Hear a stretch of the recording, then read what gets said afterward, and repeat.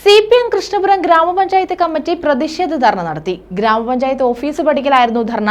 Panchayat ഭരണസ്തംഭനം, Congress BJP അവിശുദ്ധ കൂട്ടുകെട്ടി എന്നിവ ആരോപിച്ചായിരുന്നു പ്രതിഷേധം. വികസന സ്റ്റാൻഡിംഗ് കമ്മിറ്റി ചെയർമാൻ തെരഞ്ഞെടുപ്പ് നാടകമാണെന്നും പ്രതിഷേധക്കാർ കുറ്റപ്പെടുത്തി. കൃഷ്ണപുരം ഗ്രാമപഞ്ചായത്തിലെ ഭരണസ്തംഭനത്തിനെതിരെയും കോൺഗ്രസ് BJP അവിശുദ്ധ കൂട്ടുകെട്ടും ആരോപിച്ചായിരുന്നു CPM കൃഷ്ണപുരം ഗ്രാമപഞ്ചായത്ത് കമ്മിറ്റിയുടെ ആഭിമുഖ്യത്തിൽ പ്രതിഷേധ ധർണ നടത്തിയത്. ഗ്രാമപഞ്ചായത്ത് ഓഫീസ് പടിക്കലായിരുന്നു ധർണ.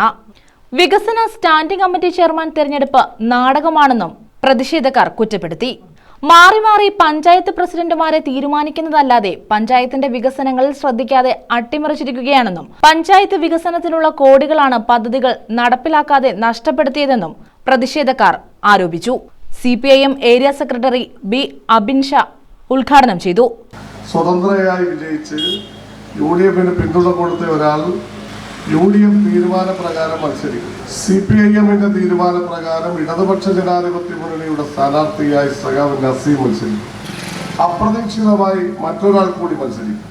ഇന്നലെ വരെ കോൺഗ്രസിന്റെ കൈപ്പത്തി ചിഹ്നത്തിൽ ജയിച്ച് പഞ്ചായത്ത് പ്രസിഡന്റായിരുന്നയാൾ അവിടെ മത്സരിക്കും. 3 സ്ഥാനാർത്ഥികൾ മത്സരിക്കുന്നു. 4 സ്റ്റാൻഡിംഗ് കമ്മിറ്റി. റിസൾട്ട് വന്നപ്പോൾ സഖാവ് നസീമിന് ഒരു വോട്ട് കിട്ടി, UDF സ്ഥാനാർത്ഥിക്ക് ഒരു വോട്ട് കിട്ടി.